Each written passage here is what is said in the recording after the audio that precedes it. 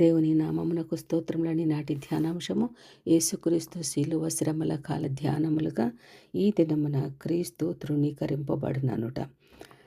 యెషయా గ్రంథం 53 అధ్యాయము 2-3 వచనములండి. ఇది ప్రవచనము నెరవేర్పులుగా మనము ధ్యానిద్దామండి.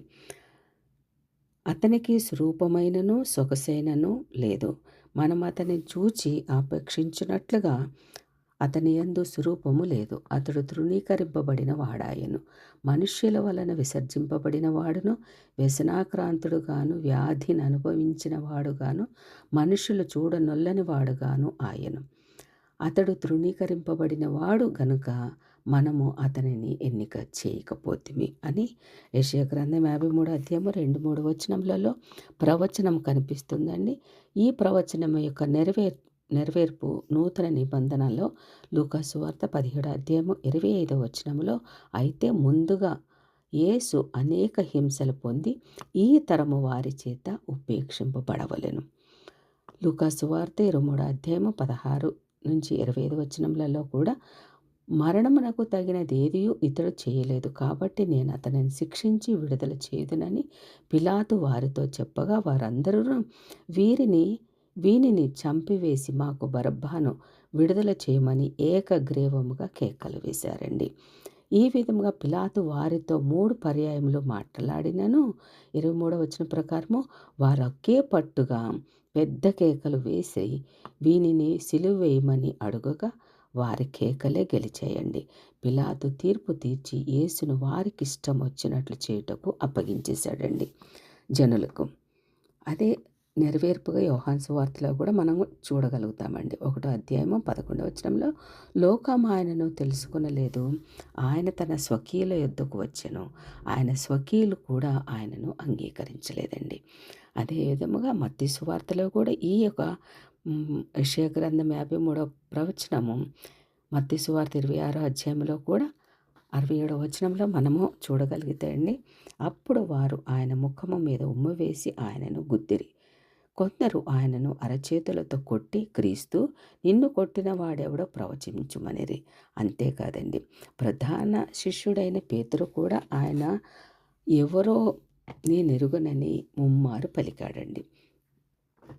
2వ ప్రవచనముగా దౌర్జన్యము సహించి నోరు తెరవకుండుట.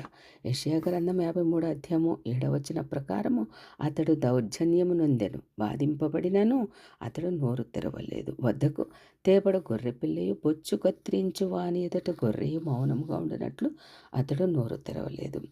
ఈ యొక్క ప్రవచనం అండి, యెషయా గ్రంథం 53 అధ్యాయము 7వ వచన ప్రవచనము నెరవేర్పుగా నూతన నిబంధనలో మత్తయి సువార్త 27 అధ్యాయం 12లో, ప్రధాన యాజకులను పెద్దలను ఆయన మీద నేరము మోపినప్పుడు ఆయన ప్రత్యుత్తరమేమీ ఇవ్వలేదు. అయితే ఆయన ఒక్క మాట అయినను అతనికి ఉత్తరం ఇయ్యలేదు కనుక అధిపతి మిక్కిలి ఆశ్చర్యపడ్డారండి. అదే ప్రవచనము లూకా సువార్తలో కూడా ఉందండి. లూకా సువార్త 23 అధ్యాయము 9వ వచనం ప్రకారం, హేరోదు ఆయనను చూచినప్పుడు చాలా ప్రశ్నలు వేసినను ఆయన అతనికి ఉత్తరం ఏమీ ఇయ్యలేదండి. మరి ఈ యెషయా గ్రంథంలో ఉన్న ఆ యొక్క ప్రవచనము నెరవేర్పు మత్తయి సువార్తలో కూడా మనం చూడగలుగుతామండి. మత్తయి సువార్త 26 అధ్యాయము 62-63 వచనములలో కూడా మనము చూడగలుగుతాం. అదేవిధంగా మార్కు సువార్తలో కూడా మనము చూడగలుగుతామండి. 14వ అధ్యాయము 61వ వచనం ప్రకారముగా, అదేవిధంగా 15వ అధ్యాయం 5వ వచనం ప్రకారంగా కూడా. మరి ఈ వచనముల యందు యేసు ఎవరికి ప్రత్యుత్తరం ఇయ్యక మౌనముగా ఉండడము గ్రహించగలుగుతున్నామండి మనం. అదేవిధంగా 3వ మాటగా ప్రవచనముగా అతిక్రమము చేయువాడుగా ఎంచబడ్డారండి యేసుక్రీస్తు.